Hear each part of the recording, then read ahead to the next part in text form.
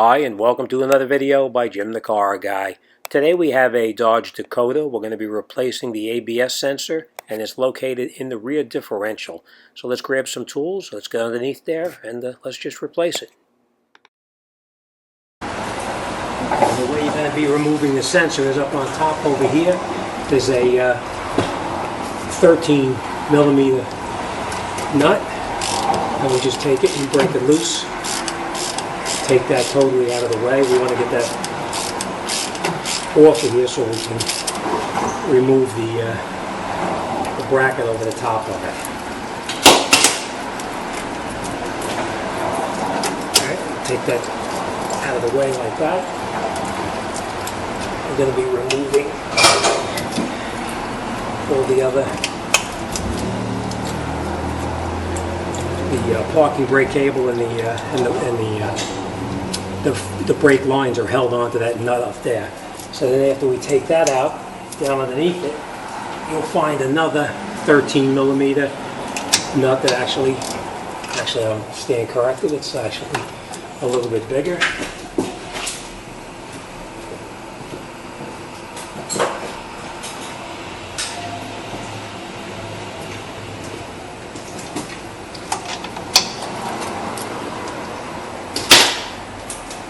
This one is a 14 millimeter. We're going to take that one out, and that'll take off take the sensor out of the differential. Alright, we're going to need to put this back in, so hold on to it. And we'll take this, cover off here. I'm going to be replacing this. And this is pretty tight, so we're going to grab a pair of pliers and we're going to give it a little bit of a twist to try to get it to move out of there.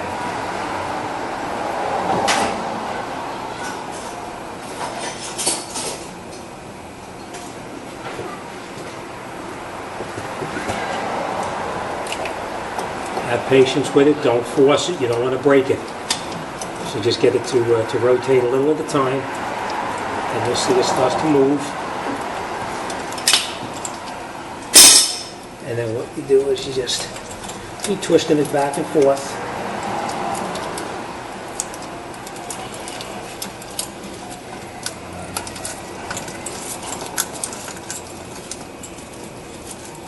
Yeah, twist it back and forth, and just have slight upward motion on it, or upward pressure, to try to get it to pull out of the rear.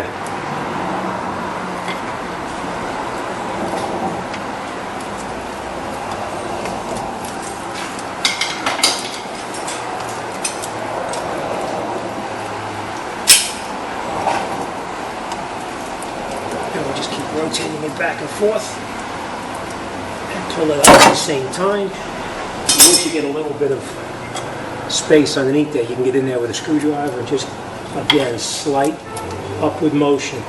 You don't want to break it in the housing.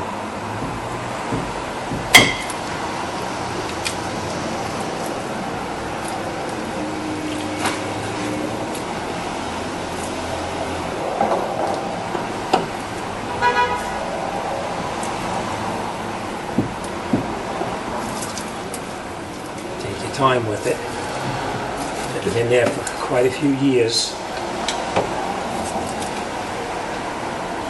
We'll just keep working it back and forth, and you'll see each time it moves a little bit more up and out. And here it is. That's the old sensor. So let's grab the new one, and we'll put the new one in there. Now we got the replacement. We're going to put the replacement inside there. But before you put it in, it's a good idea to put some grease on here so it slides in here without any kind of problems. It looks like this is a redesign. The actual, it has a plug on it, so there must have been a problem in the harness or something. And you just push this in here.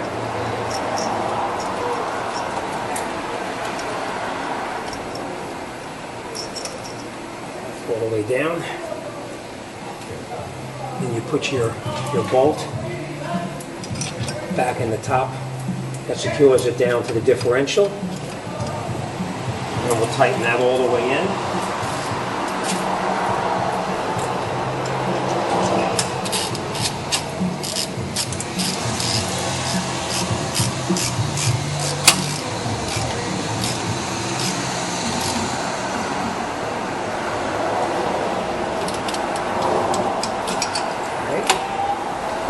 What you're going to do is you're going to put your brake line back over the top of it. This is just the brackets that secures everything. And you push it all the way down. And you put your bolt back on there also. I'm sorry, you put your nut back on there. And you tighten the nut back down.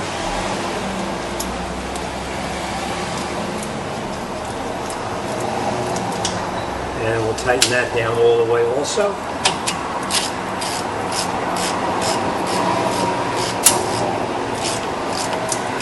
That secures your brake line and your lock your brake in place. Alright. And the last thing we're going to do is we're going to reconnect the sensor to the harness.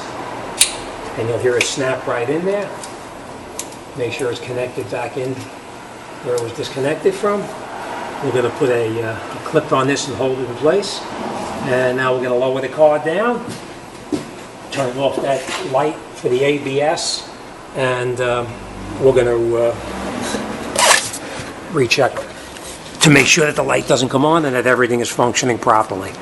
Alright, so that's what it should look like afterwards. Everything's plugged in. We're going to connect this up here with a zip tie to keep it out of the way. And that's it. Let's lower the car down and we'll test it and see how it is. Now that we have the car back down on the ground, we're going to just get into the computer and we're going to clear the codes out of it.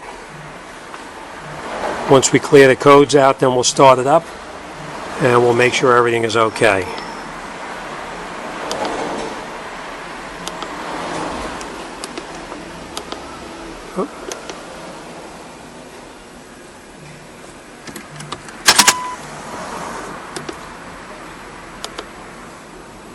We're going to clear the codes, check and make sure the codes are all gone, no codes present, and we'll start it up.